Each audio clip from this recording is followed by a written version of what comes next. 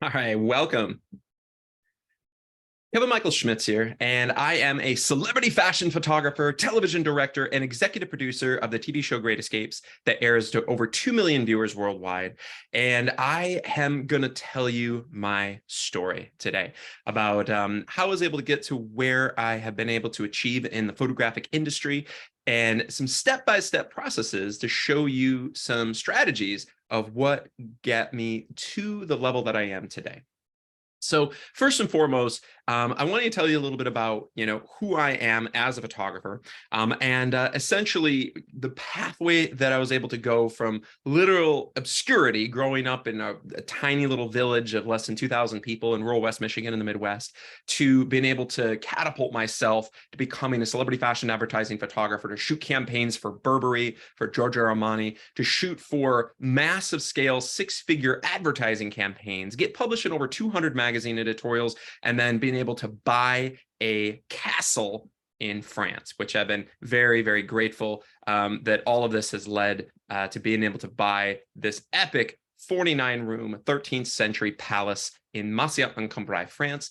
And now we're using this for major television shows, as well as for doing productions for photo shoots, fashion shoots. We're also directing live photographic workshops here, and then we're also using it for $1 million to $3 million ultra luxury weddings and corporate events as well. So anyway, to be able to grow up in rural West Michigan with next to nothing, and I was one of those where I never had that help from my family. They didn't, pay for my life to be able to get to where I am. I grew up with a wonderful home, but just something where I had to literally do everything from scratch, from start. I had to pay for everything, and I've been working since I was 12 years old.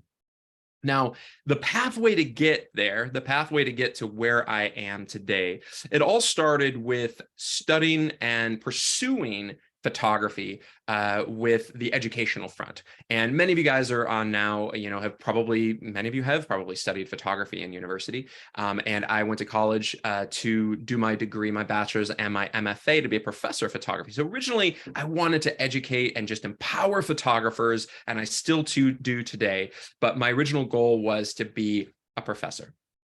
And I felt that, if I can learn as much as I can about photography, I can help others, I can help photographers. And I've been able to do that for many years. But then I also wanted to do it commercially. I wanted to do it even on the consumer market. And when I first started photography, I was about 16 years old. I'd never picked up a camera before. I started taking classes while I was actually in high school at the local college. And then I went to college after high school for photography. But I interned for a photographer. I interned and assisted under a photographer for free. I gave away my services, and I didn't expect anything in return other than, can I learn from you? And there was a wonderful photographer named Tim Priest in Grand Rapids, Michigan, and I was able to intern and assist under him, and he was the top photographer in West Michigan at the time. But I quickly learned that this is something that I'm really passionate about. And many of you guys probably have, had a photographer that you looked up to. And I really looked up to Tim, and I thought he had amazing work, and I wanted to learn, alongside him. And I just, I gave away all my time and energy to do that. For over a year, I interned for him, and it was absolutely fantastic. I just kind of did it on my own when I was like 18 years old. I studied photography and went to school for it. And then I took a life-transforming journey where I saved up and I went and photographed all throughout Europe. Now, this was really important to me because I always had this, aspiration for castles and for, travel. And I'd always wanted to go to Europe. But I grew up where, my family never sent us on any amazing international vacations. I'd never been outside the country. So this was a time where I was able to be like, you know what, I am going to do something. And I'm going to do this all on my own. And I did. And I went and I saved up, and I went through Europe backpacking with nothing but my camera and about 30 rolls of film. Now, many of you guys have done something like this. And I spent a summer photographing throughout Spain, France, and Italy. And I just fell in love with the amazing castles in France and the incredible countryside, all the amazing scenes. And I started shooting landscapes, photojournalism, and I was like, this is amazing. Of course, it was all on film, so it was, you know, very expensive to shoot all that film. So I was very careful about how many shots that I photographed. I was very mindful of this. So I was very careful about the images. I didn't just fire away. But when I came home from this journey, I was like, you know what? This is what I want to do for the rest of my life. I want to be a photographer. This is something that I am completely in love with. This is something that it's a part of me. And I can imagine many of you guys on right now probably feel the same way. It's something that, you know, you are passionate about and you might love. And I started out being like, okay, I'm going to photograph pretty places, pretty pictures of pretty places, right? And I'm going to photograph these beautiful landscapes like I did all through Europe. I photographed castles and landscapes and all these amazing scenes. And you know what? The cool thing about that is that I translated that to making money. So when I came back, I started hustling. I started going out and printing these pictures, printing the photographs, and on, you know, large photographic prints and matting and framing them by hand. And then I went and sold them to galleries. I got them hanging in galleries. I got them hanging in museums. I sold them to private collectors. I worked at a fitness club, and I convinced them to be able to hang them all over the fitness club. And then I would sell them, you know, and not for very much, maybe, you know, $200 a photograph, something like that, you know, all matted and framed and stuff like that. But I did the numbers. I was very careful about making a profit on these. And I started to get to the point where I was able to pay myself through, pay through university with my photography, selling prints, selling canvases, and printed prints on luster and matte paper. And this was really awesome and exciting for me because I was like, you know what, beats, you know, working a 9-to-5 job or, you know, working at a fitness club or whatever. I really want to do something like this. I was in college. I was 19 years old, and I continued to study photography. But I also was like, you know what, I'm shooting pretty pictures of pretty things. Let me try photographing pretty pictures of ugly things, meaning beautiful photographs, rendering of, like, you know, old dilapidated buildings and tanneries and all this kind of stuff. Now, there's not much of a market for that to sell as fine art prints, but I also found it really interesting. I did it for all these, you know, university assignments and things like that. Then I took the next step, which is photographing people. And this was the biggest challenge because if many of you guys, you know, have photographed people, which most of you are on today, you'll know that photographing people is not easy. You know, you're dealing with individuals, you are photographing people and they're insecure. They, you know, might not want their picture taken, and it is not easy. It's so much more complicated. However, there's so much more story to tell.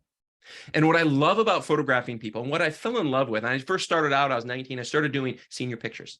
And many of you guys, you know, photograph senior pictures. And I'd love for you guys to also, you know, we're going to be asking a lot of survey questions and polls. Also, feel free to ask me some Q&A because this is going to be a really intensive, and this is very personal. I never really open up about essentially kind of my background and where it all came from, but I wanted to disclose that today so you guys know, you know, knew my process and what got me to the point that I'm at today. So I started photographing people, and I started to realize that, you know, photographing senior portraits, it was great, but I started to realize, okay, there's a lot of people aren't doing the business side of it correctly. And I was young, I was 19, so I was trying to figure it out on my own, but I was like, you know what if, you know, I went to a local high school, and I lived in Grand Rapids. So I lived in Middleville, which the nearest city, which is, you know, like 35, 40 minutes away, is Grand Rapids. And there are a few high schools in that area that have, I would say, a bit more of a higher, wealthier demographic, right? Not in my hometown, but in the city. So I went to those areas, and the people that I kind of knew, I knew like a little sister of a friend or whatever that was going to those elite high schools. And I'm like, you know what? I'm going to offer you a free photo shoot. And I chose the most beautiful people that were in that school, and I offered them a free photo shoot. I said, you know what? I'm going to offer you a free photo shoot. And then you can, I'm going to, and this is back when we had proof books. So I printed a proof book after the photo shoot, and I gave that to them to then share with all their friends at school and have their friends. And I told them, you know what? Have your friends select which pictures that you want to finalize for your master, senior portrait that you're going to use in the yearbook and you're going to use to order and everything like that. And for each person that is your friend that that you end up referring to me, I'm going to pay you $75 for every single one of your friends who ends up booking a session with me.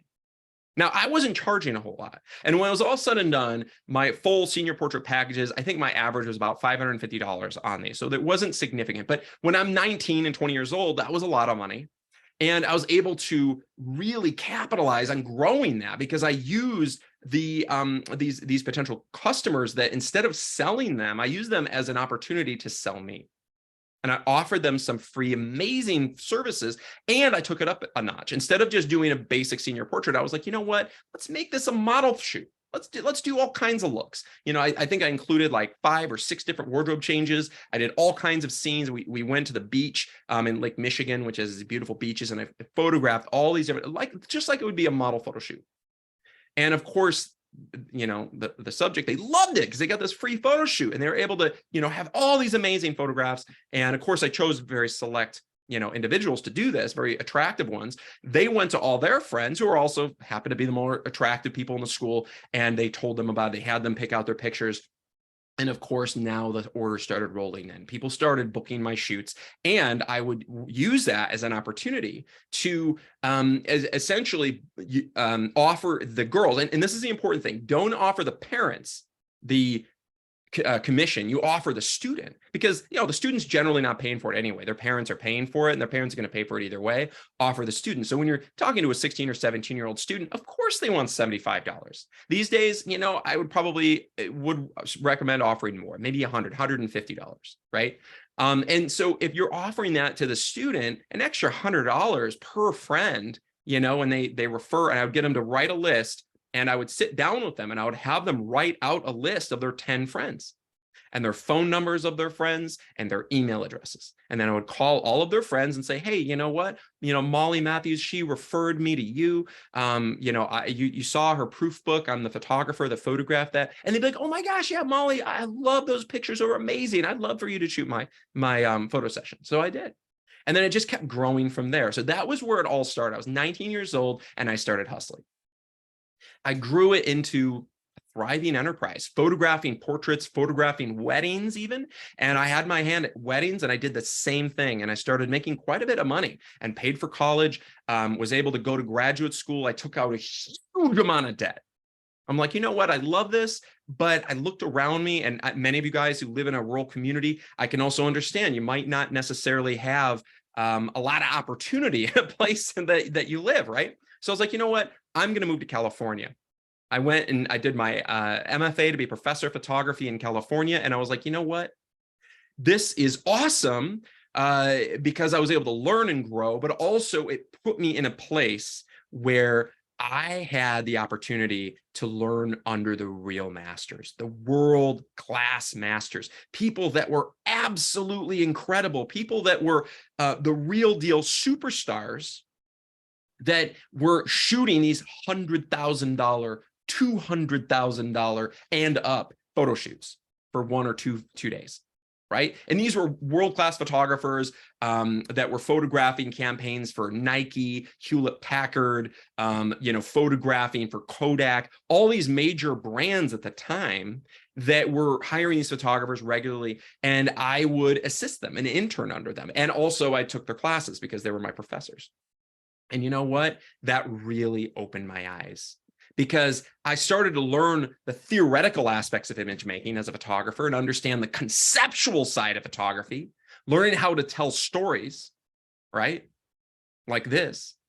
And this is some of my work, photographed on location at a water studio with parachutes and supermodels from Vogue and shooting stories like this. So, but it all started from photographing underneath and assisting these amazing photographers. Now, of course, as an assistant, you're not really doing any photography. You're just generally getting their cameras ready and, setting up lights and things like that. But I learned so much. And I thought it was an incredible opportunity.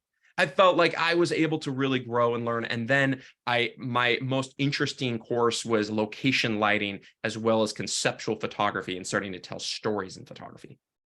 And that's what, to me, is very interesting. When you can tell a photographic story, when you can look at a picture and you can be wowed and dazzled, and that photograph tells a story. There is something going on there, and I need to know more. To me, I find that so fascinating. And the images need to have impact. They need to just, knock the socks off of the audience and get them excited and make them be like, oh my gosh, like this image, look at this image. I'm going to draw, my eyes are drawn into it, and I'm going to stop and look. Because that's what a true campaign, that's what they're looking for a brand, for the brand spend billions of dollars to get clients to stop and look rather than just browse through and go to the next picture, right? So that to me was really interesting.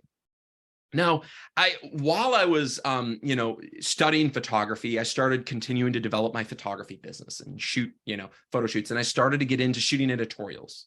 And I started to be able to kind of take that to the next step. Now, the thing with editorials, you guys, is editorials are a lot of fun. But for those of you who have ever shot an editorial, you're probably aware that there's no money in it. There is no money in editorial photography.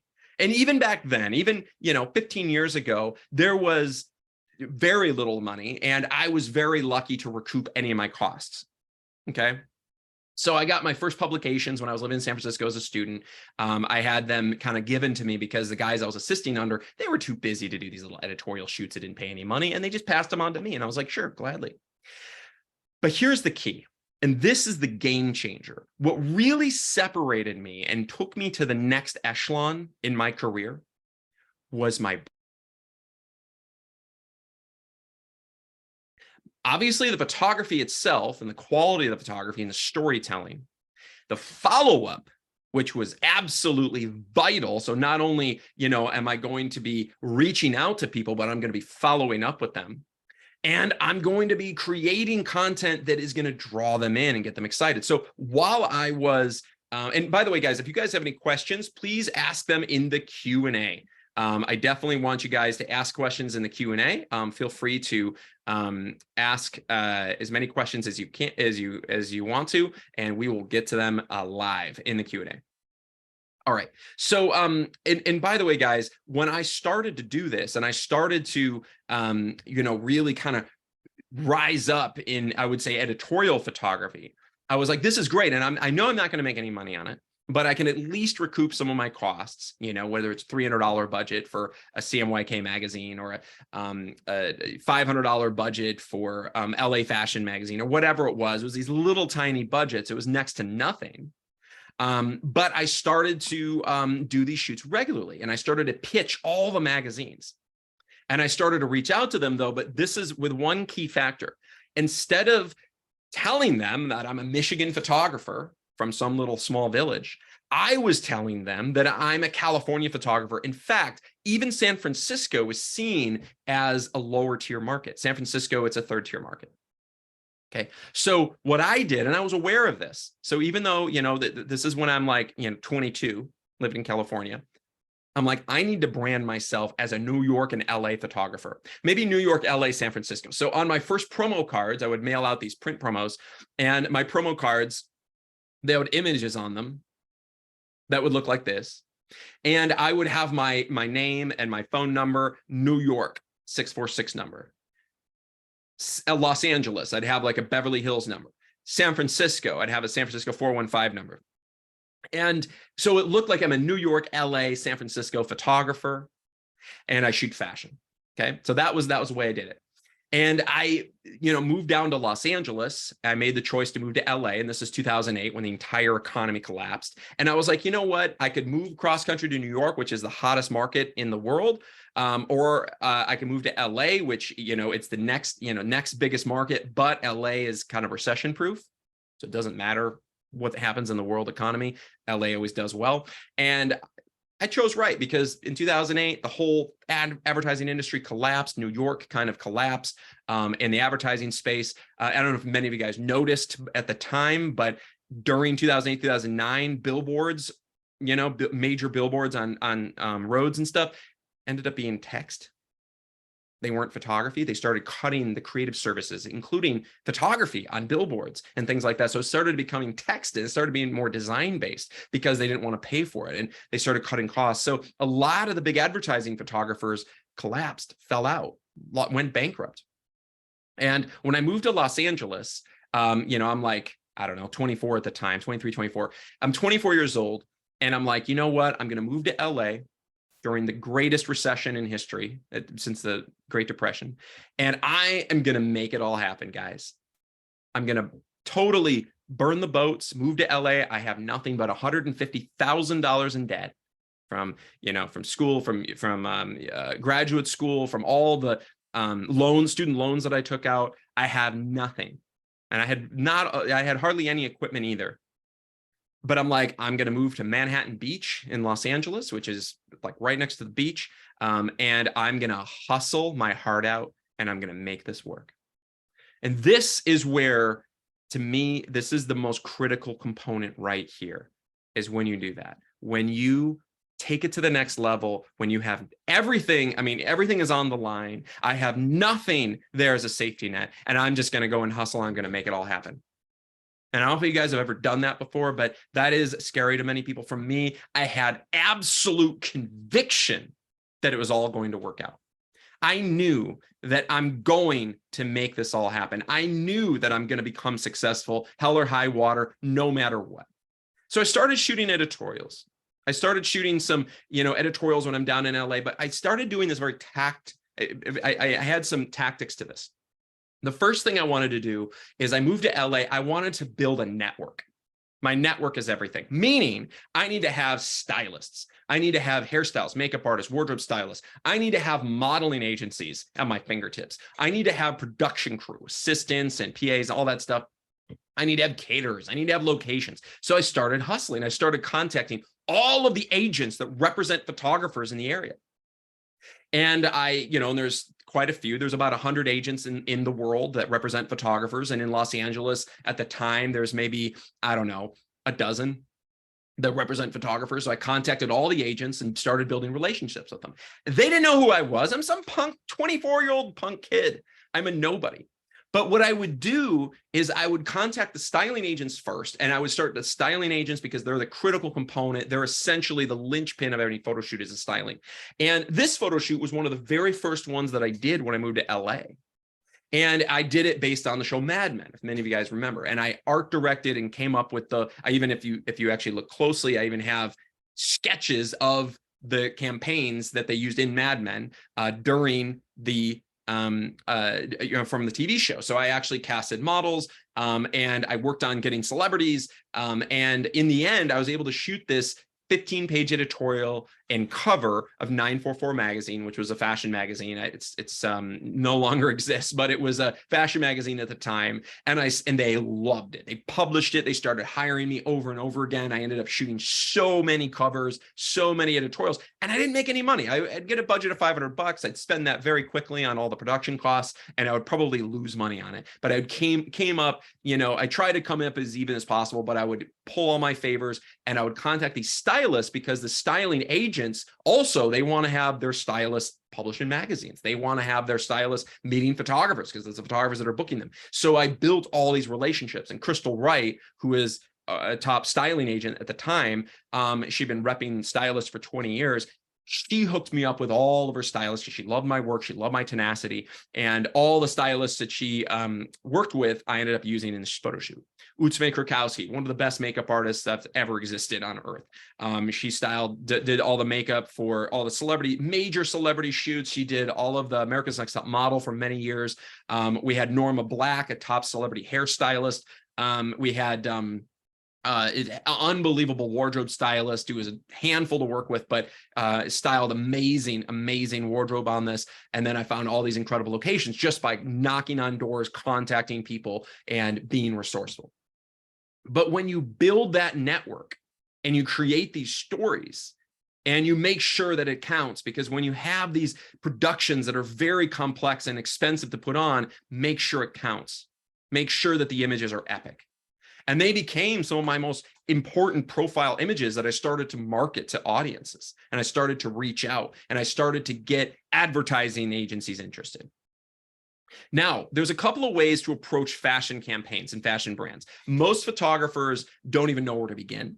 And they think that shooting editorial is really the pathway. And it definitely is a step, as a stepping stone to shoot fashion campaigns. But if you want to shoot for Burberry or Louis Vuitton, or you want to shoot for Giorgio Armani or Zara, any major brand, you've got to build the credibility as a fashion photographer and get published in lots of magazines, build your network. And then it really does help to get represented by an agent.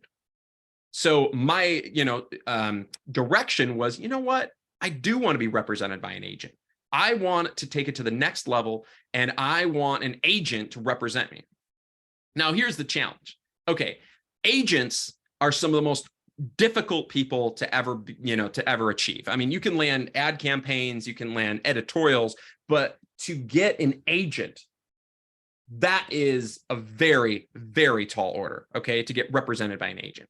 So, you know what? I didn't care. I'm like, I know that there's only about 100 agents in the world. I know that they only represent the top 1/1000th of 1% of photographers. I know that it's harder to get a photographic agent than it is to become an NFL professional football player.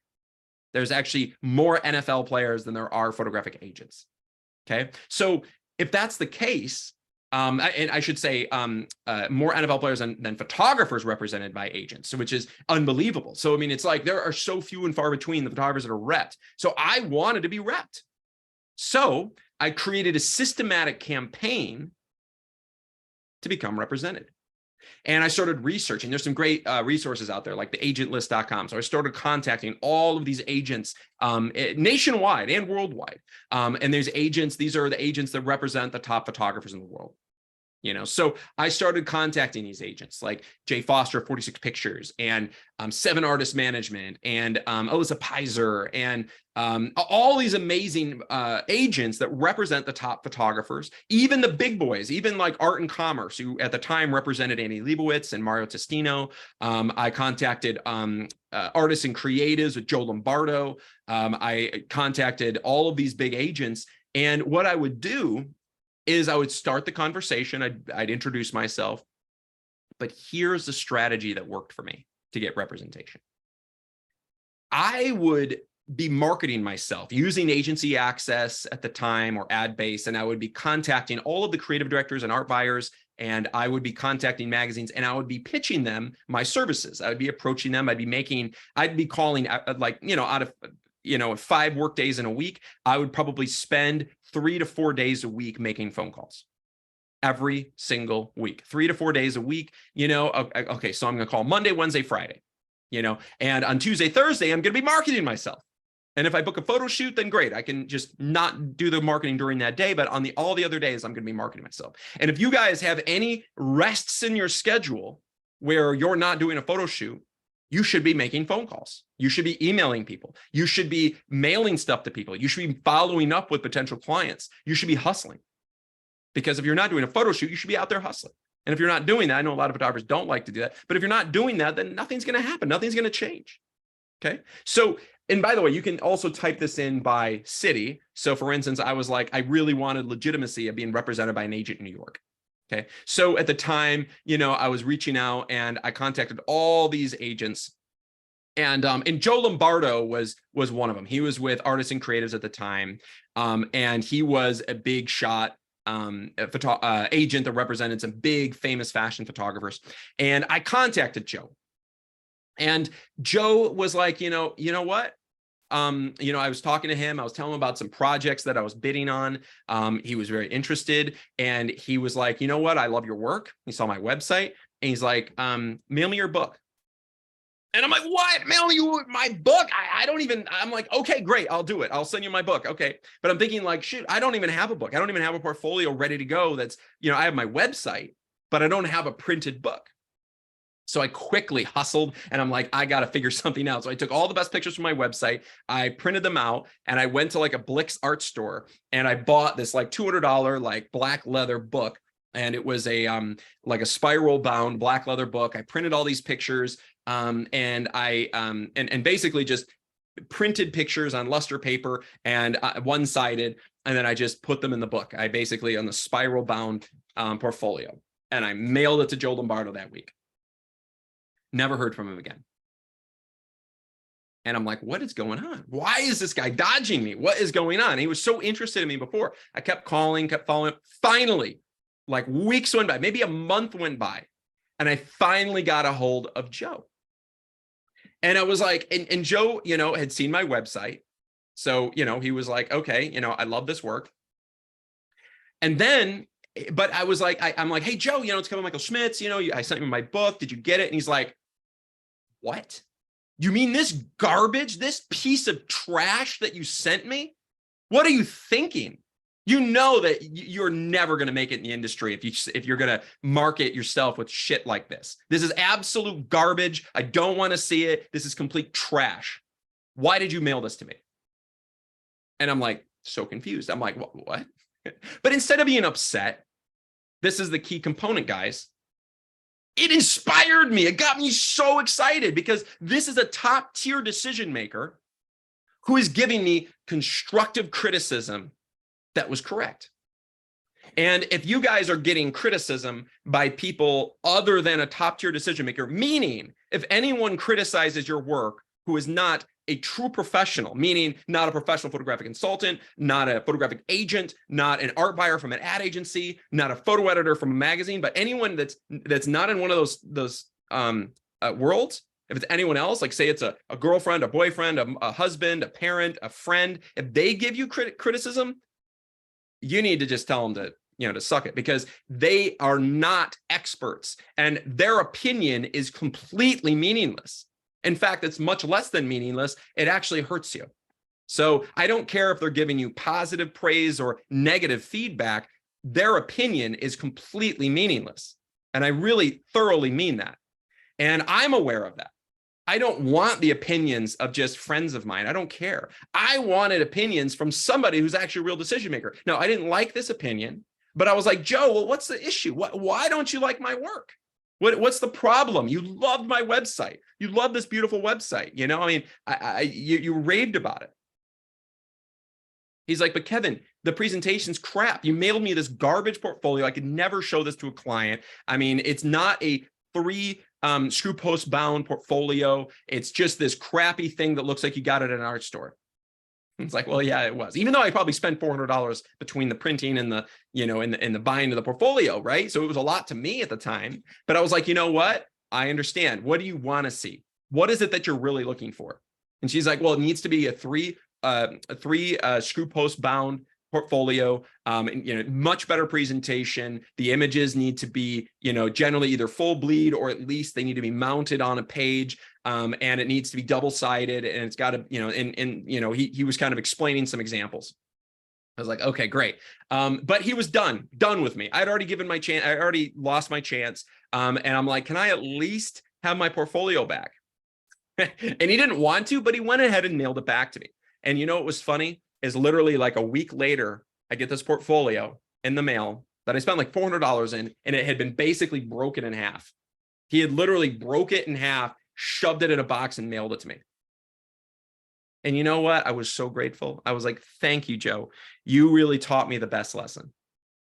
And you know what? In the end, it was fantastic. I'm so grateful that he did that because it sparked an interest in me. It lit a fire under my butt. And I was able to be like, you know what? Forget this. I can do this at the highest level. I need to take it to the next level. So I spent a lot of time and money. I hired a professional bookbinder to bind some blue suede portfolios that were absolutely gorgeous. And I had them hand make it from scratch. I created these beautiful portfolios that I wanted to, you know, that I could showcase to fashion brands and advertising agencies. And I was like, all right, now, you know, we're going to take it to the next level. And now I'm going to listen to Joe and I'm going to do it correctly. I'm going to do it right.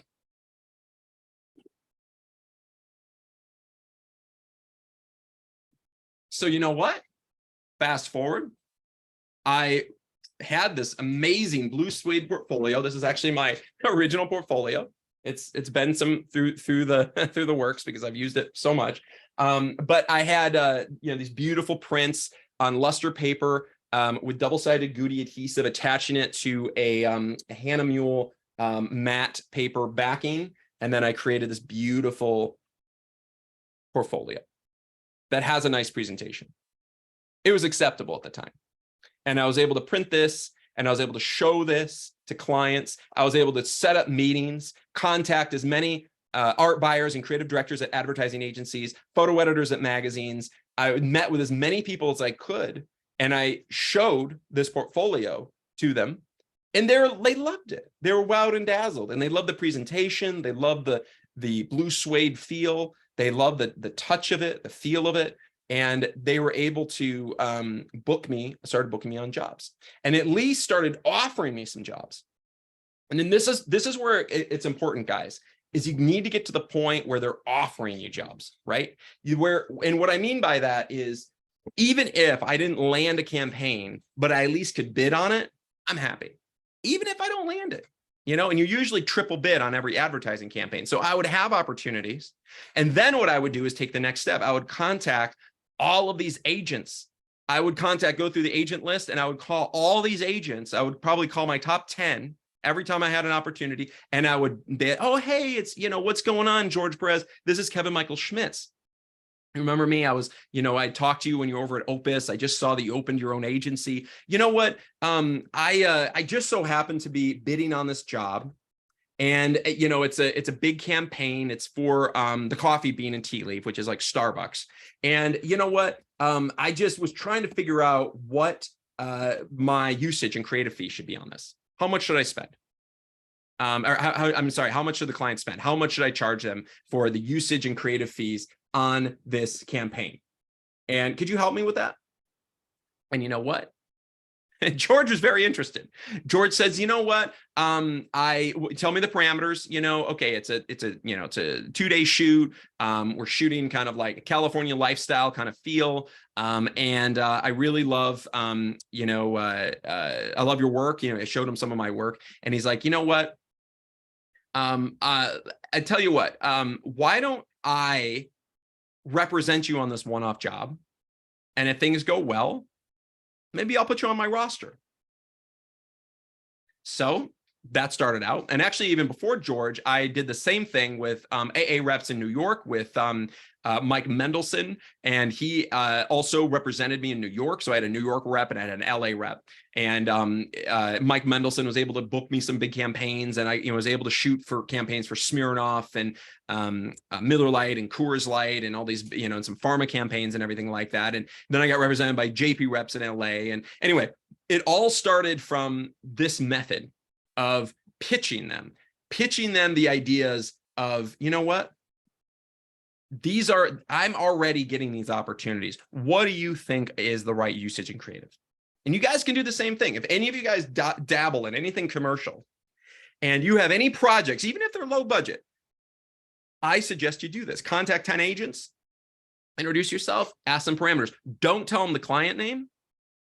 Don't tell them any other details other than the how many days the shoot is, the production details as far as like how many models, and, what's the parameters, what the usage and creative is as far as like, okay, is it going to be 1 year limited usage? Is it going to be regional? Is it going to be national? Is it going to be international? Tell them those parameters. Don't tell them the client because they might swipe it from you. But tell them all those other details. And you know what? More times than not, they are now interested in you because an agent thinks in dollars and cents. And that is something that they are looking for a photographer that already has some clients kind of, in their pocket. And I think that that's a really, really good solution. Now, Maria, DCH Photo just asked a question. Do you think printed portfolios still work? You know what, Maria? I do. I think that printed portfolios are still really advantageous if you can meet them in person. And obviously not everybody's meeting in person these days, but if you can meet them in person, absolutely showing them a beautiful blue suede portfolio, or now I have metal portfolios that are printed with photographs on the front. And if you end up showing them this amazing, beautiful portfolio, they're going to be more likely to work with you. because it's a beautiful, presentation. So yes, I do recommend having a printed portfolio. If it's a consumer client, your wedding portrait photographer, even more important to have a beautiful portfolio because you're going to meet them in person, right? So have that portfolio ready to go. Absolutely. Always, always, always. So yeah, and Maria, you also asked, but can you only do this, in fact, if you have a client you are pitching, correct? Yeah, I'm honest about it. It's only if I have a real client that I'm pitching, but whenever I have a client come in, I always do this. Or I used to. I don't do it as much anymore because I don't have the time to get more photo shoots because I have to turn down a lot of stuff. So but yeah, so if I was to get an agent now, this is the method that I would do. I would do the same thing.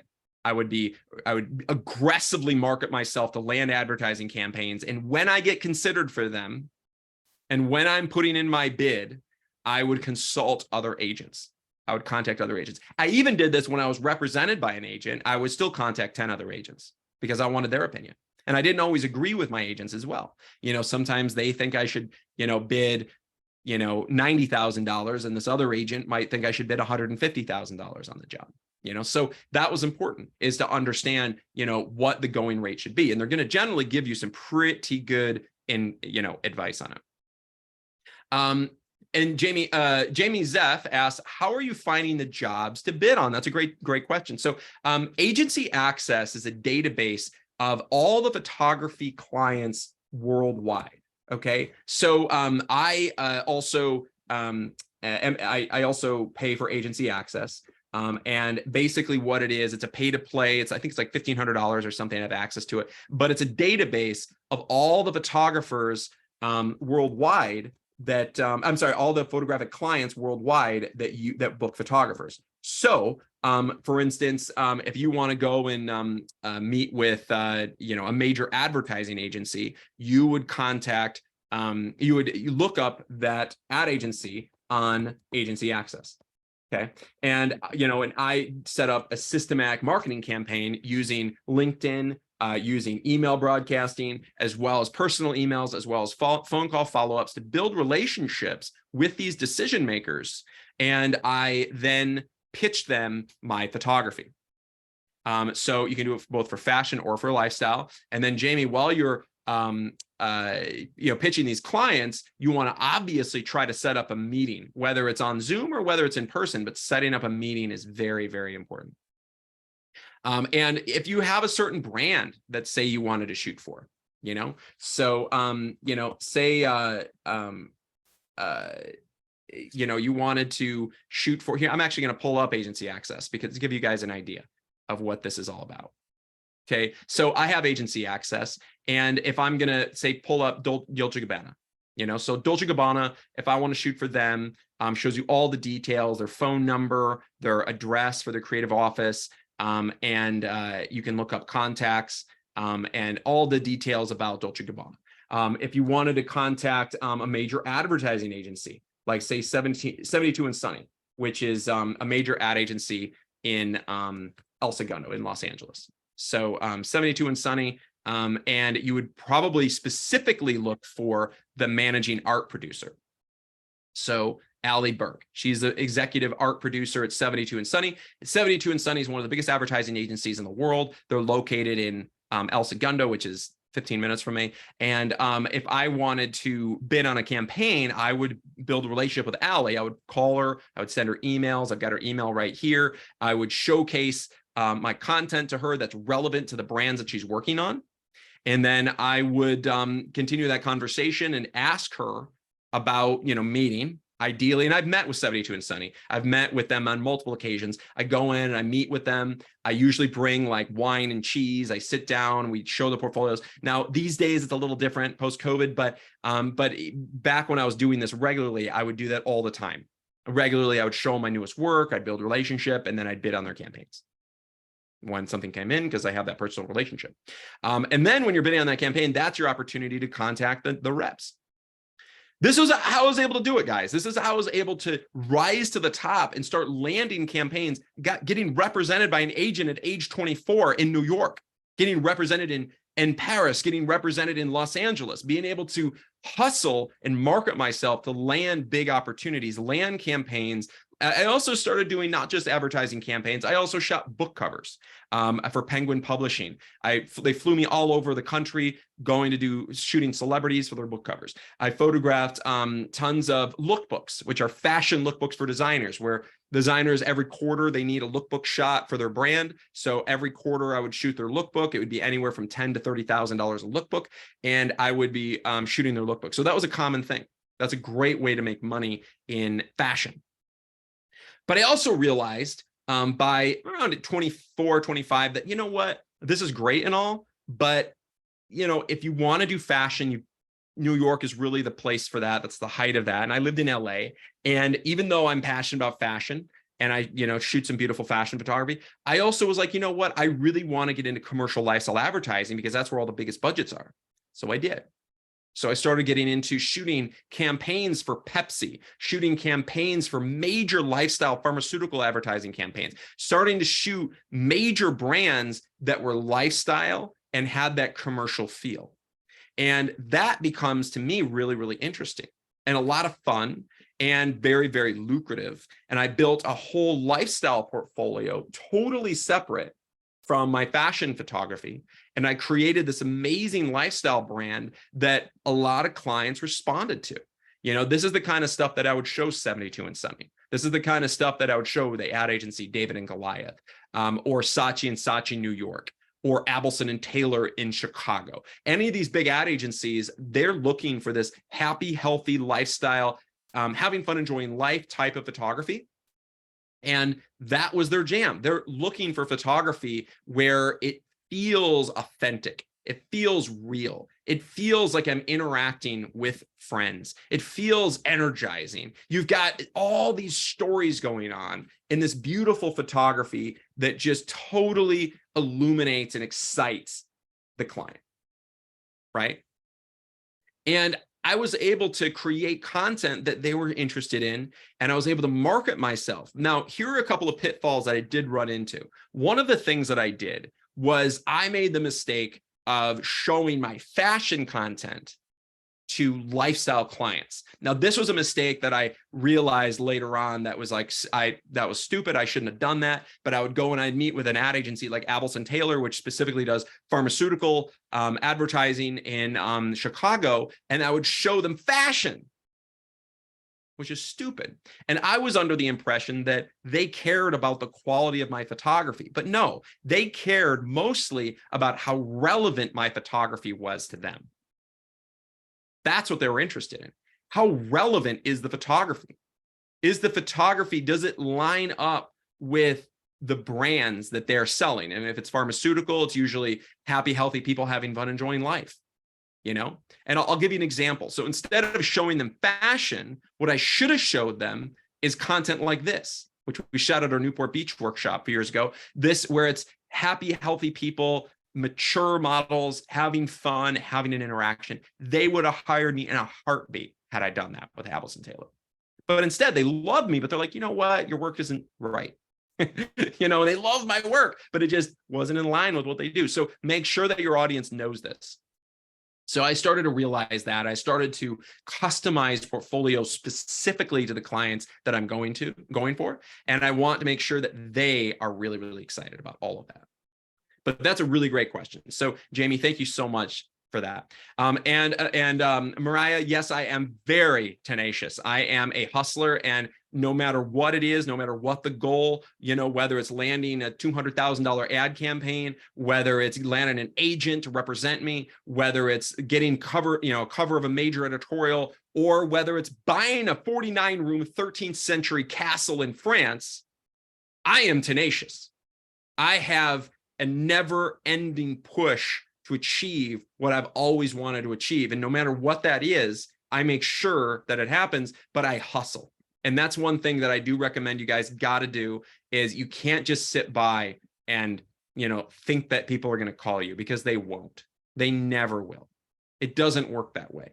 You have to hustle to get there. You have to make the phone calls. You have to send the emails. You have to message them on LinkedIn. You have to build the relationships. And it is a long-term thing. This is not something that just, you know, occurs over a short time. This is a long-term investment. And these, you know, in some of these meetings, like, you know, at 72 and Sunny, I'd met with them maybe 2 or 3 times, and I spent money on bringing them wine and cheese, and they never booked me on anything. But then another client, might book me on a $200,000 ad campaign out of New York that I never even met with, just because we called them at the right time. My agent did, and I followed up with them. And anyway, and I was able to book it. But that's, I was able to rise to a level where I was booking and making large enough campaigns to really build some assets. Meaning, I bought beachfront properties, multi-million-dollar properties here in California that I own. I also decided to buy a castle in France. So I own a 49-room 13th century castle on 12 acres in Marcy-en-Cambrai, France. That we actually offer an epic photographic workshop at this place, which is an unbelievable experience. And we also offer this for $1 million to $3 million weddings, so ultra luxury wedding destinations, and also using it as a filming location for television shows, motion pictures, and also photographic productions. So that's a big reason I bought it. So anyway, so we have all kinds of things. And even in the castle, since I own that brand, it's something that I am marketing heavily, because every asset that I have, I'm also trying to market that to maximize profitability from it. So whether it's for television shows at the castle, whether it's my own television show, or the opportunity for more television shows, which I have now landed because of having the marketing capabilities to get myself out there.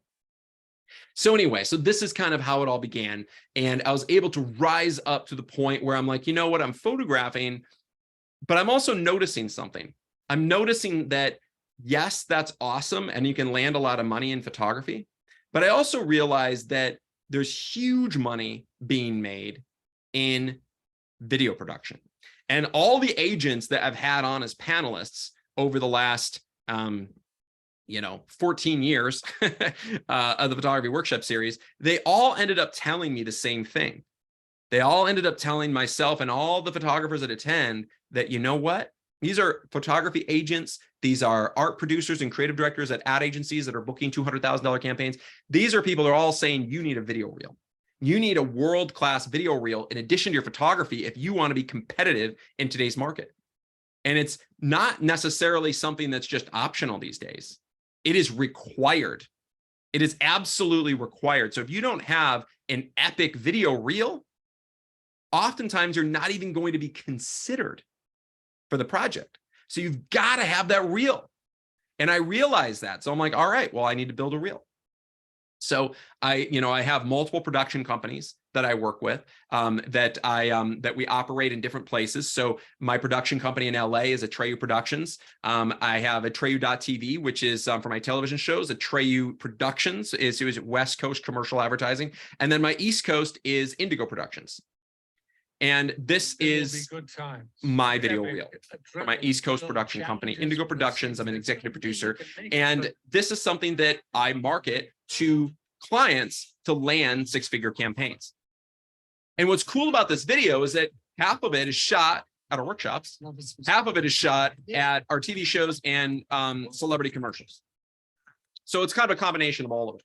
But this is a video reel that clients are looking for. So when I can come into an advertising agency, I can pitch both. I can pitch my video production, which, by the way, again, half of this content was shot at the Photography Workshop Series during our workshops because the scale of production of the workshops is so grand that we're able to shoot at the scale that matches with the high-end 6-figure campaigns, television shows, celebrity commercials, all of them. And this reel has landed me a massive amount of earnings from productions that we booked from showing clients this reel. And it all started by transitioning into video. And the thing is most of you guys all have photographic SLR cameras that shoot video, right? And the cool thing is at the workshops, we're also operating SLR cameras, mirrorless SLRs that we are using to shoot this, and the attendees are filming this. So you'll have an opportunity to film the greatest video content of your life. And by the way, I've got some amazing panelists I want to bring on during this awesome webinar. I've got the great Eric Michael Clark, who has I've worked with for many, many years. I also, Crystal Bear, I know you're on, and I actually would be really honored to hear your perspective as well, because I know you're such a great hustler. And also, I know, David Gesprecht, we have, if you're open to jumping on, I'd also love to hear from you personally. I know you and I also have an unbelievable one-on-one photographic workshop coming up next week that I'm producing with you. That is going to be absolutely out of this world, and it's all going to be on commercial lifestyle advertising. So if you guys are open to it, I would really be honored to have you guys on. So let me know if that is something you guys want to do, because I would love to have you guys come and speak. But I'd love to start with the great Eric Michael Clark. So Eric, if you want to jump on, I'd love to, first of all, I want to, ask you a few questions, and then I'm going to showcase your amazing content. And I'd love to hear your perspective on it's essentially rising to the next level in your photography, because I've been really, fortunate. I've had a lot of success, but it's become because I've done a lot of hustling and a lot of tenacity, and I've done it in an intelligent way. I've been able to, create a strong brand, and I've been able to market that brand and hustle. And I know that, you guys have done some great things too. So Eric, let me know when you are available. I'd love for you to speak and to hear your perspective. Right now, your video screen is just white. Just so you know. Kevin, can you hear me? I can hear you. I okay. just Yeah, my webcam is acting kind of funny, and it's been like this for a couple of days. So I'm trying to fix it, but in the meantime, I can at least speak. Okay, that's totally cool. Cool. So Eric, first of all, I've been working with you since what year? Was it 2013 or something? 2014, somewhere in there. Yeah. Okay, so 2014. And Eric, so in so 9 years, I've been working with Eric Michael Clark. And Eric, I know you've attended a couple of one-on-ones with me. You've done just about every photographic workshop that we offer, from Los Angeles to you've done Miami Beach, you've done Chicago numerous times. I know you've done all these amazing experiences all over the country with me. And in fact, I'm going to showcase some of your work right now.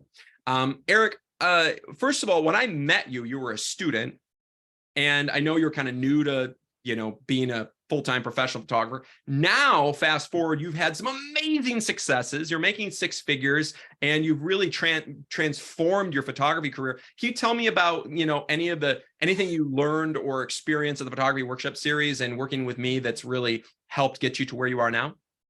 Oh, well, geez. That's a pretty loaded question, Kevin, because there's quite a bit to uncover there. The workshops definitely taught me a lot more about like how to be a photographer, because in college I just learned how to take pictures and didn't learn how to actually be successful at doing this. And the workshops gave me a lot of the tools and the techniques to actually do that. And even though I don't necessarily do a lot of campaigns, I've been able to take what I've learned at the workshops and apply them to other fields, and made myself stand out more amongst the competition because of what I took away from the workshops. Okay, cool. And what specifically, is there anything specifically that you learned from me at the workshops you've incorporated into your business that has helped you with success? How to be niche, I think is one of the big things. Because what I specialize in is corporate event coverage, and that sounds really boring, and it is really boring. But I show up at the event, and the organizers are just expecting just okay images, and then when I give them the final gallery and they get images that kind of look like these right now, they get these wow moments, and they can't believe the stuff that they're seeing that they got out of their kind of stale and boring corporate event. Awesome. So basically you're over delivering product to the clients, and they're wowed and dazzled by you. Oh, absolutely over delivering, and it really makes me stand out amongst the competition. Awesome. Awesome. Okay. And what I know in the last, few years, I know it was really tough because you did a lot of event photography, and during COVID, I know that probably shut you down for a Yeah. while. Yeah. But now it sounds like you're doing really well. What is there any like strategy that has like, are you getting referrals from all these happy customers, or are you marketing yourself? What's getting you most of your clients right now? Honestly, being on the first page of Google is where I'm finding most of my success. For a long time, it was Thumbtack, but Uh-huh. Thumbtack has changed so many times now that I'm not really finding the same success that I did with it a few years ago. And now it's just, I have a Google business page that I heavily invest in and market, and that gets me on the first page of Google, and people find me there. And they reach out to the website, and I secure the deal, and that's the story. Awesome. So SEOing it and Googling, and that's really advantageous. And by the way, I think that that's a really important thing. And Eric, I would be also honored to write you some additional positive reviews on Google. And if you want to share your direct link to write some positive reviews on Google, I could also share that with the audience, and they could write some for you, and maybe you could write some for them back.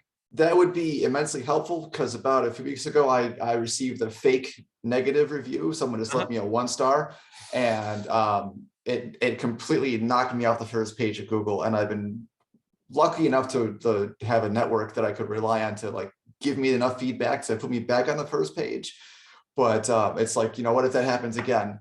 And I want to make sure I stay where I am on that first page. So let me find the link, and Absolutely. Absolutely. I would love that. And we're always here to, help each other. And yeah. I definitely want to help and see what we can do for you. And going forward, because one of the things that I always wanted you to achieve, because of your beautiful photography and all this great lifestyle photography, is I'd really love to see you, Eric, take it to the next level and not just shoot events, but also do some amazing commercial photography. And instead of getting paid, I don't even know how much you're making per event. It ranges anywhere from $4,000 to $5,000. Oh, that's fantastic. Okay. And Yeah. instead of 4 to 5,000, maybe 40,000 to 50,000 shooting a commercial Nice. campaign in Chicago. I would love to see you do that. Yeah, that sounds pretty great. Yeah.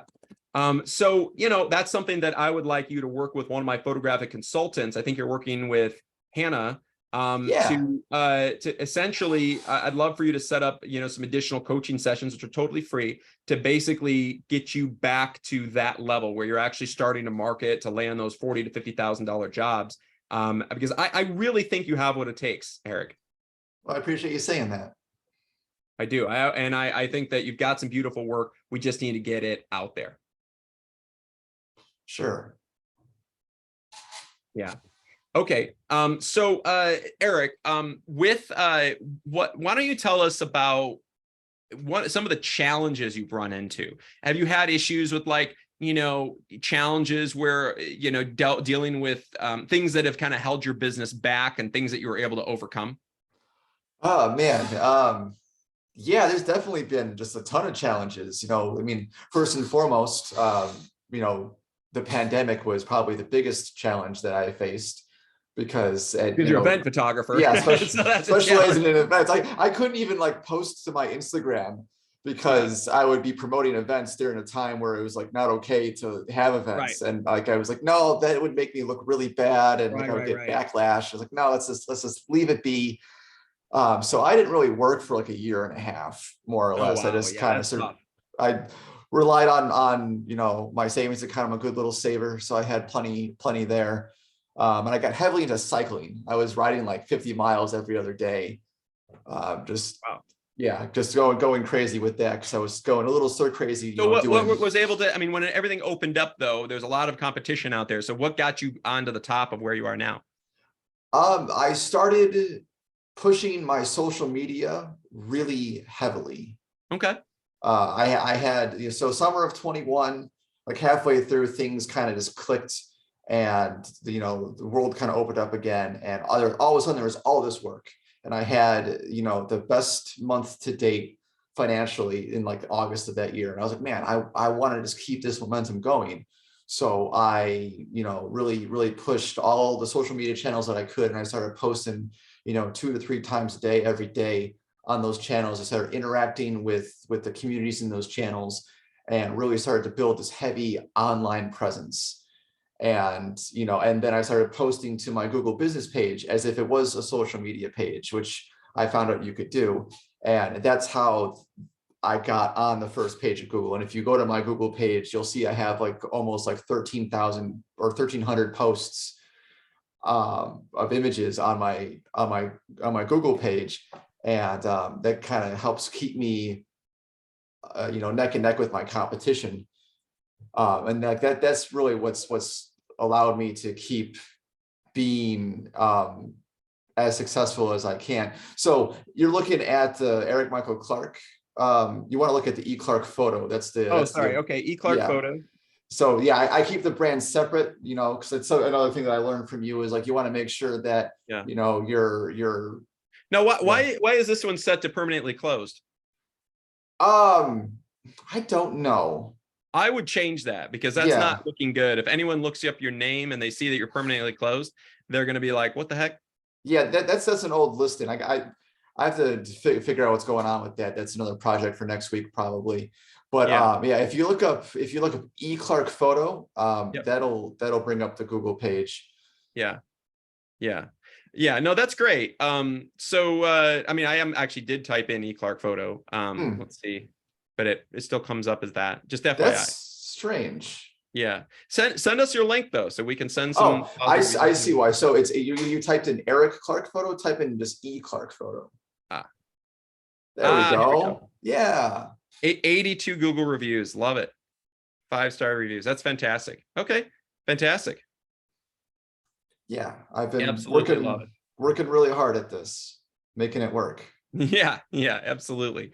Excellent. So you're getting lots of business and you reach 6 figures and you're doing what you love to do. And let's get you onto that next step, because I'm so proud of everything, everywhere you came from, Eric. And I really want to help you go forward because it's been a few years since we worked together. Yeah. I was talking with Hannah about doing another workshop this year. And unfortunately, the Chicago workshop coincides with my sister-in-law's wedding. So I won't be able to attend the Chicago one, but I'm thinking about maybe, coming back to LA or doing Miami again or something. That'd be fun. Yeah, absolutely. I know you did the Miami Beach workshop and that was really unbelievable. And we have an incredible lifestyle section of it, as well as swim photography, shooting with Sports Illustrated swim models. And it's definitely a step above. Each year becomes more and more over the top and ridiculous and incredible. And we work with the best of the models, best of the best models in the world, which is incredible. So the lifestyle photography workshop in Miami Beach, I think, is a perfect fit to continue on that lifestyle commercial brand, Eric, because we always have to refresh our books every time. For sure. Yeah, that's fantastic. Okay, well, thank you so much, Eric. I really appreciate you joining us, and I can't wait to work with you going forward. Yeah, happy to be here. Awesome. All right, take care. Sure thing. You too. All right. Okay, guys. You heard some success stories from Eric, who, went through some tumultuous challenges in his career, but has been able to recover and do really well and incorporate a lot of the strategies that he learned through the Photography Workshop series into becoming more successful. And that's what this is about. It's about achieving a higher level of success and being able to do the goal, achieve the dreams and the goals that you've always wanted to do, things that you sometimes never even thought were possible. And to me, that's amazing. That's amazing. And I really, encourage our photographers to get there. And, one of the things too is, starting out when I was 19 years old and, doing just photography around Europe and around France, I always dreamed and manifested how I wanted to buy a castle. And here now, years later, I now, in my 30s, was able to buy a 49-room, 13th century castle in France, and being able to create this unbelievable opportunity. But it's out of hard work and hustle. And it's something that, if you guys want to achieve that as well, it's very, very doable. There's just some step-by-step processes that I teach you. And at our photography workshops, we have some amazing opportunities for you guys to grow and learn and to basically take your photography to the next level at the Photography Workshop Series. Just like Eric has attended for many years, and Crystal Bear, she's been with me for years now, and she's attended just about every workshop that we do all around the country. And Crystal, I'd love for you to come on and also to talk about your experiences and what you've been doing and how you've been able to incorporate what you've been doing at the Photography Workshop Series into your photography and what's next for you. So Crystal, let me know when you're around and available, because I'd love to and turn on your video so we can see you. There Hello. she is. There's that pretty face. So Crystal, you're an amazing photographer, and I've been very fortunate to have the opportunity to work with you over the years, and we've done all these amazing workshops in California and in Las Vegas and Miami, all these amazing experiences. Why don't you tell us a little bit about kind of what you've learned and achieved at the workshops and how you've been able to incorporate that into your photography, because this, and also maybe some of your favorite experiences. I know you attended this workshop in Las Vegas, and you've done some amazing stuff. You've won photographic awards, and you now are you've been just doing some amazing things. So why don't you tell us a little bit about your experiences? Well, first, it's definitely builds up your confidence. Like, I always love it when you show the lifestyle thing that you just showed, because that's actually my image for Miami. The lifestyle Miami image that you had. I was like, oh, that's my image. That always makes me super excited, and it's This great one. to build. Yeah, right there. That's yes. Because you were at Miami this last year, and it was absolutely unbelievable. Yeah. And also, by the way, too, everybody, Crystal is a world-class camera operator as well, and she was operating camera on a lot of this content as well, the swim stuff. Yeah, which is so much fun. It's so enjoyable, and I wasn't really super confident on the gimbal at first, and I love it now, and I do pick up and do video on my own as well now, so it's a lot of fun. But I would say one of the most important things I learned, well, there's two big things. One is the art direction, and I actually just booked I had a sisters. They're in their early 20s. They're twins, and they came to me and they're like, "We really want a boho lifestyle session." I'm like, perfect. Like, that's what I do. Like, I mean, that's what I've been learning how to do. And so I was able to art direct them exactly how I do it at the workshops, and have it come out really amazing, and make them feel more comfortable about it, and build up their confidence and be like, hey, you know what, I do this with top world-class models. Like, this is advanced stuff, so you can do it. It's really, the art direction has really helped a lot, just learning how to do it properly. And then, of course, like I posted in the Q&A, I just wanted to say is that a lot of people, a lot of photographers and artists don't feel like they have tenacity.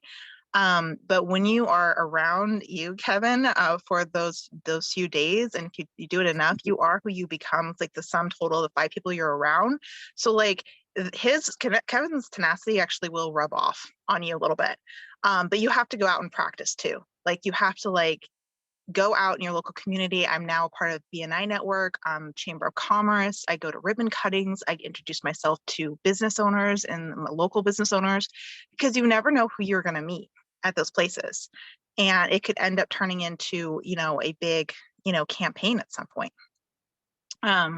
So that's just part of it. It's not just the images, it's the experience and the things, like, you see how things are run, things are done, what it takes to actually put something like it on.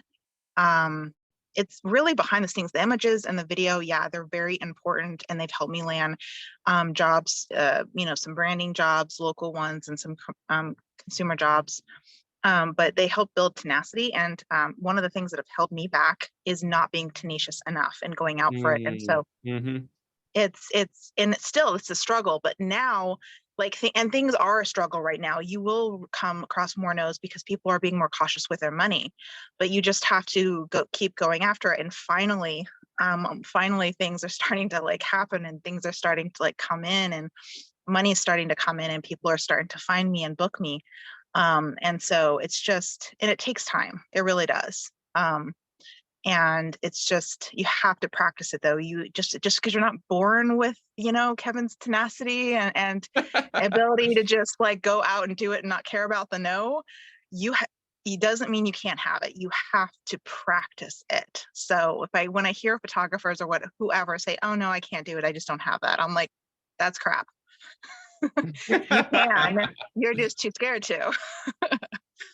You're right. You're absolutely right, Crystal. And we're looking at these amazing images right here that were shot at the workshops between New York, as well as Las Vegas, as well as Los Angeles, and unbelievable stuff here. That just really proud of you that over the last couple of years, all these amazing images you shot on location with me at the workshops. The scale of the production, Crystal, is like that drop the mic level world-class production that does open the eyes of a client, both commercial clients and consumer clients. Because Crystal, if you shoot weddings and you shoot portraits, is a client that is a high-end wedding client, are they going to be more likely to book the photographer that is a world-class published fashion photographer, award-winning fashion photographer that shoots supermodels, or are they going to be more likely to book just an everyday, regular, run-of-the-mill traditional wedding photographer?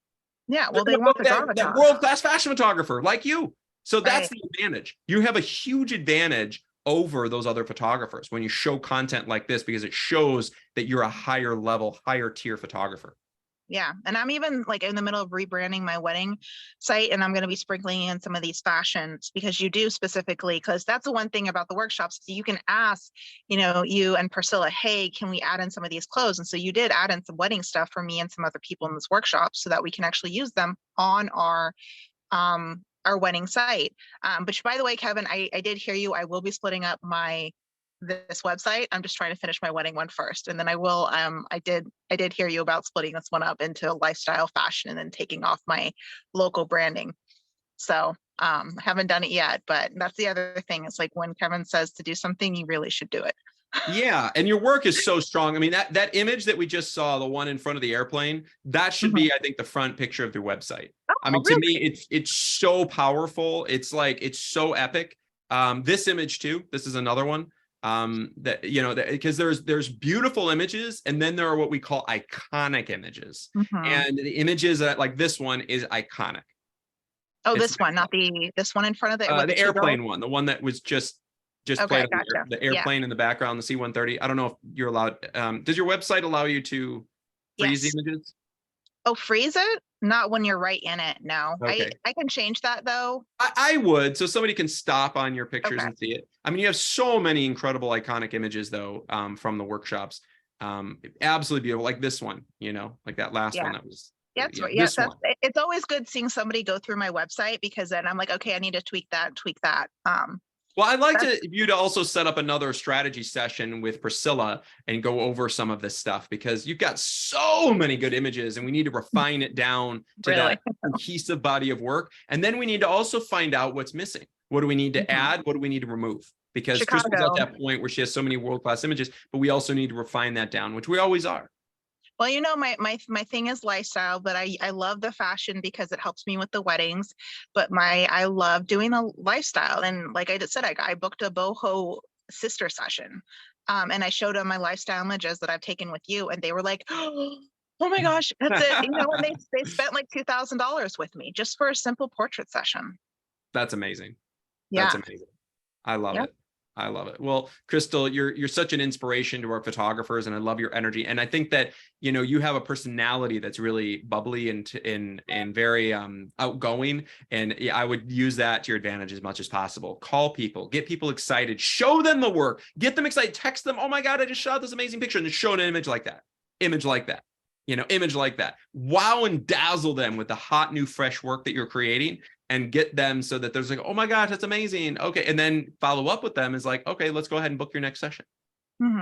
Yeah, I like that. That's very smart. I don't use the phone often enough. And even just on a regular basis, I do like a drip campaign, and I'll do this with advertising clients, but you can do it with consumer clients too. A drip campaign, meaning, this week I'm sending him a picture of the airplane. Another week I'm sending a picture, of the desert with the eagle. Another, each week you're going to send them another picture and checking in with them, showcasing your work, and then follow up with them about booking their next session. Okay. And thank getting you. referrals too.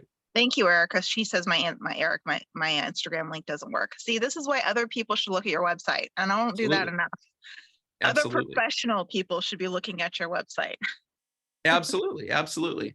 Yeah. And also, making sure that the only people's opinions that matter, remember that, Crystal, it's the top professionals. It's the top people in the industry. It's not everyday people. It's the people that matter, the big decision makers that matter. And I won the award, and my boyfriend sent it to her mom, his mom, and his mom was like, "Oh, that's interesting." And so you don't really want to even winning awards. That's why I don't show my grandma or most of my family, because they're just kind of like. Is your award on here? Is it on this website? No, I haven't. I need to go in and get it off the One Island. Okay. Website. Okay. Because they never sent me an email telling me that I won. The only reason I know I won, Kevin, is just got to find out. You just got to find out on your own, I guess. Yeah. You sent me the email. You sent the email. I sent it to you. No, you said you were doing the one of the Zoom calls, and I'm like, wait, is that my image up there? Wait, I won? She's a winner. She's a winner. Yeah, exactly. And I'll pull up the picture that you're referring to so everyone knows. And I added my own creative flair to it. I had some fun with it because that's one of my passions. I'm very good at graphic design and in Photoshop. And so I decided to, you know what, I'm going to do something a little bit different. And by the way, so everyone knows, Crystal Bear won.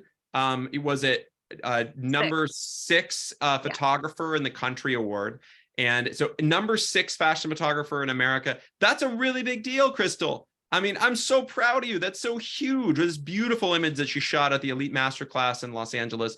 Or was that Las Vegas? No, that was Los Angeles. That was the Masterclass. Yep, that was LA. That was the Masterclass. And your fellow photographers, Michael Weilet, won number 8 fashion photographer in America, I think. Or actually, I think he won number 3 in America, and I think it was like number 8 in the world or something. Scott Goodwin won number 2 in America. And I mean, so we have all these winning photographers, and I'm so proud of everything. And you keep winning all these awards, and Crystal, your work is gorgeous. And now it's time to market that. Share that with people. Share that with all your clients. Get that image and start sharing it. I'll send it to you if you don't have it off of One Island. I'll send it to you, and you can start sending it to everybody. Yeah, I haven't even told my parents yet. Everybody should know about that amazing image, Crystal. Yeah. So why don't you tell the audience what is it about working with me and everything that you've learned at the workshops that's really made you become an award-winning photographer and taking you to that next level? What has it been, Crystal? That's hard to say. I mean, I don't know if I can pick just one thing. Well, maybe your top 3. Yeah, my big thing is again, it's art directing, the technical side of things, learning that has really just exponentially improved my confidence. As you know, Kevin, I started out being way shy, way less confident. You saw the difference in me within a year. So building your confidence is number 1. So you really raised your level of confidence in how you feel as a photographer. Yeah, I would say that. And can you explain that then, Crystal? Sorry, I just want you to explain that to the audience. What about your what helped your confidence? Was it commanding a big set and realizing it wasn't so scary? Was it seeing the final images and being wowed and dazzled? What really raised your confidence level, Crystal? It was being forced into the uncomfortable of directing the set. It wasn't something I was super comfortable with, but you helped guide me, and I listened, and then the practice really helped build the confidence in it. And then having your fellow photographers there that help support you. When you have support of other creatives, that definitely helps a lot, because being a photographer can be a very lonely business. And having that support with other people saying, "Oh my goodness, that was amazing," and learning from other people how they direct. That's the big thing. It's just it's finding your voice, and a lot of creatives don't have that voice. So you learn how to have that voice, because Kevin, you really demand people to have that voice on set, because if they don't, then they don't get the shot they need. you know, or they're just like mimicking, and you need to have that, you have to have that voice to speak up. And you know, and Kevin, you're pretty direct about that, and I appreciate that.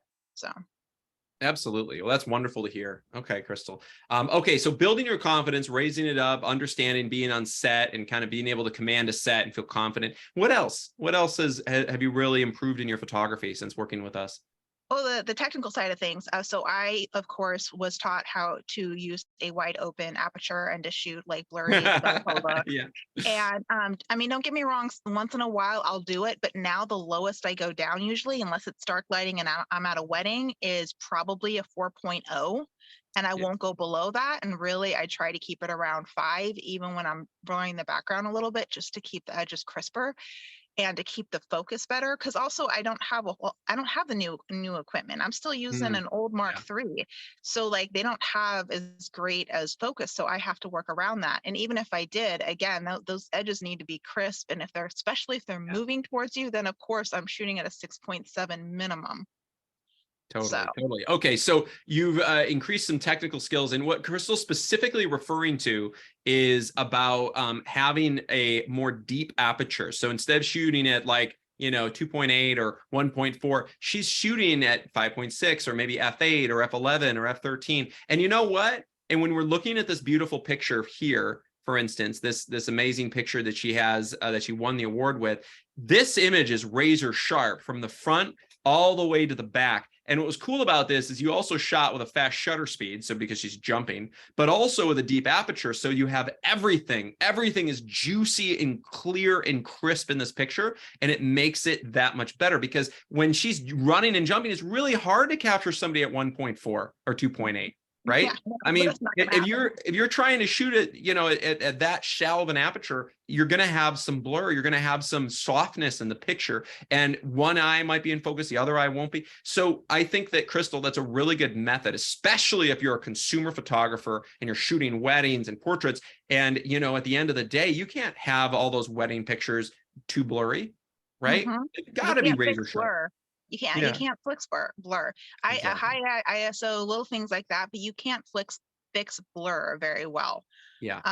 And so that's like number one most important thing for me is, and when it really bugs me when I look at it, I'm like, how did that not focus correctly? And it happens, but it happens less when you have a more narrow, deep. See, I don't even know the term. Yeah, a deeper aperture. So, when aperture. the aperture you're shooting at, like, and I'll give you another example. So this is from one of our recent Las Vegas workshops, shot out in the desert in Las Vegas. And, you notice some of these scenes with like mountains in the background, and like you can see the detail in the mountains.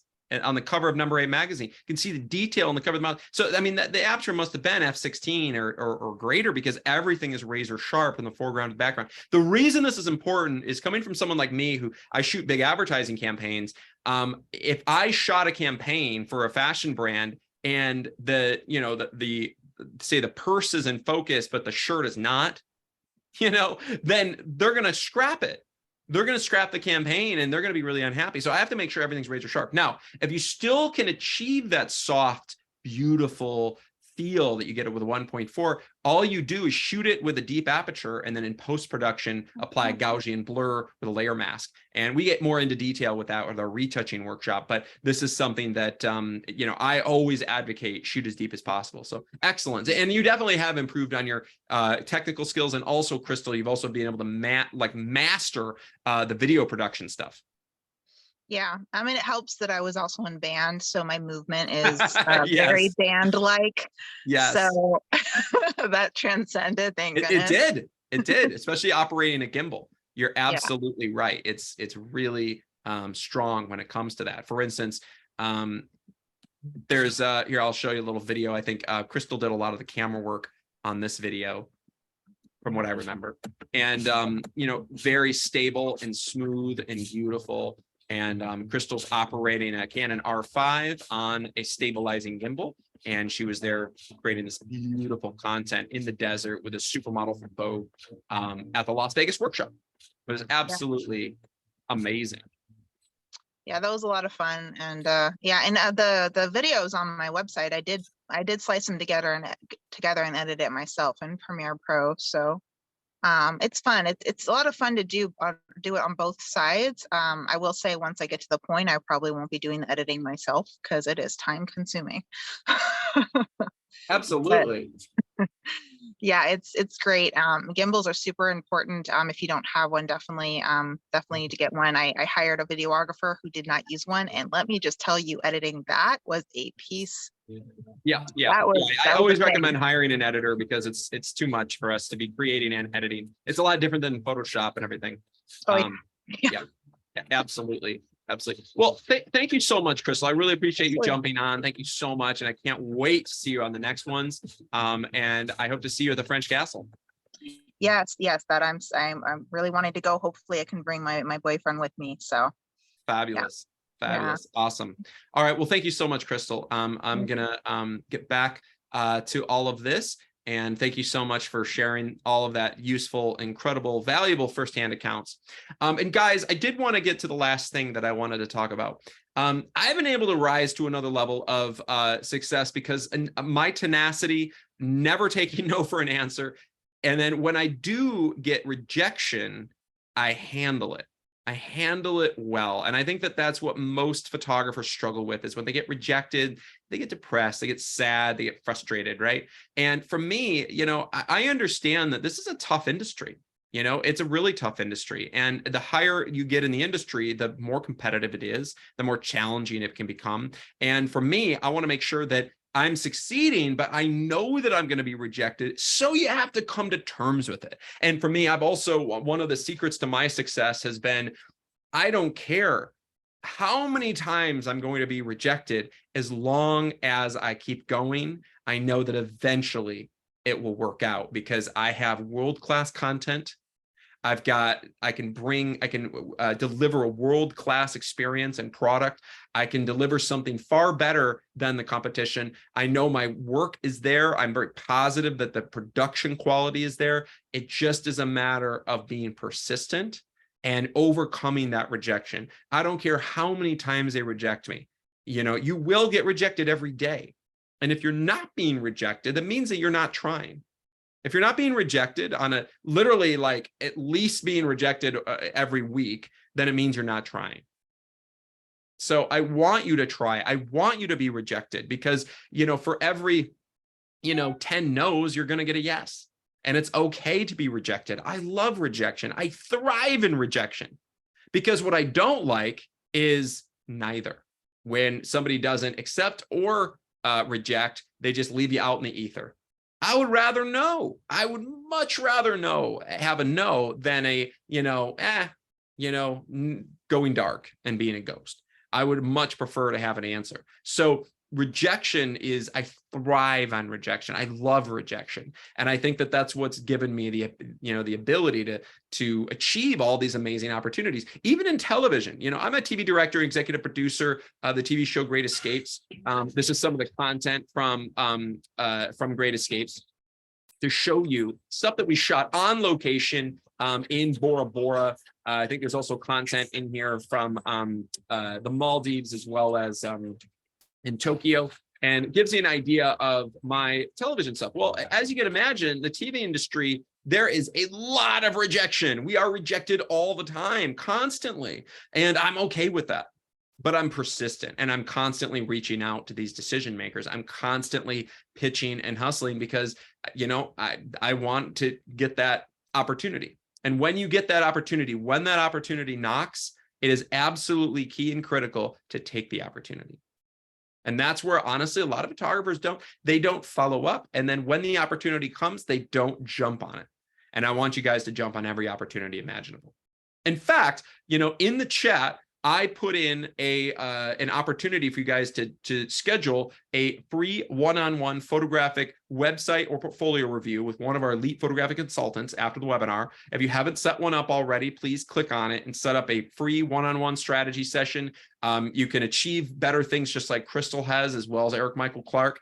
And I definitely love it and recommend that you guys jump on and set up that consult, because we have a team of photographic consultants that can help you, that can guide you, they can mentor you and give you the strategies to succeed and take it to the next level, because we want you guys to be the best versions of yourself. We want you to get to the point where, instead of, making $2,000 a wedding, you're making $10,000 or $15,000 a wedding. Instead of making a few $100s on a portrait shoot, you're making $5,000 on a portrait session. Instead of shooting a small branding campaign and you're making a couple grand or $5,000, you're making $50,000, $100,000, $200,000, even $500,000 on a campaign. It's all possible, but we just need to learn the strategies to get there. And you need the tenacity, and more important than anything, you need the photographic portfolio.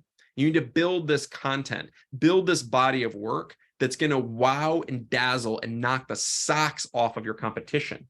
You want to be the best version out there, and then you've got to hustle and you've got to take it to the next level and incorporate all these strategies that you've been learning today, all the things that I've been, teaching you guys, all the things that our photographic panelists have been discussing. And I want you guys to take that to the next level. And, we have these epic workshops, whether you're coming to Miami Beach, Las Vegas, Los Angeles at the Elite Masterclass, where this picture was shot, on location with 1940s fighter planes, on location with unbelievable sets, creating content that is absolutely astronomical, that's award-winning, and taking you guys to the next level. It's an incredible opportunity, and we're here, whether it's commercial lifestyle, whether it's fashion, or even if you just do landscape photography and portraiture or weddings, we're here to help guide you guys. And I am dedicated, and I've made it my mission through the photography workshop series over the last 14 years, and the most successful and largest photographic workshop series in the world, that I made it my mission to empower photographers to help take them to the highest echelons of their potential, and give them an opportunity to photograph a 40-image cohesive body of work that would take them a decade and many hundreds of thousands of dollars to create on their own, and to do it in a 5-day experience, just like Eric Michael Clark, just like Crystal Bear, just like all the other photographers we've been talking about, and to see you guys succeed.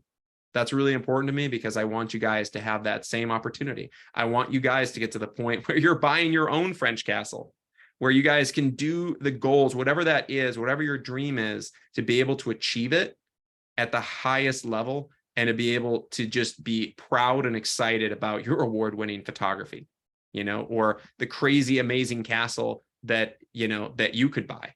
I want that. I want that for you. It's really, really important to me. So I hope to see you guys on one of these one-on-one strategy sessions, and I really look forward to working with you this year and to create the best version of yourself. Take care, guys, and I look forward to seeing you in person.